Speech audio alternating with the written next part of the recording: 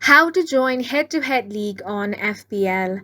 Hi guys, welcome to our channel. Let's begin. In this video, I will guide you on how you can join head-to-head league on FPL. For that, you want to head over to Play Store or App Store to download the Premier League app on your device.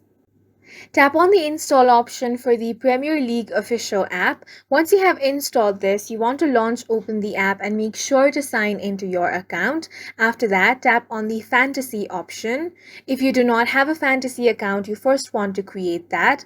Now, scroll down and head over to the Leagues and Cups section. Tap on Join Leagues option. Now you can either join an invitational league or a public league. If you select public, you can join up to 15 invitational leagues and 3 public leagues. Now you have two options here, classic and head-to-head. For head-to-head league, tap on the head-to-head option. In a league with head-to-head scoring, every team plays a match against another team in the league each game week.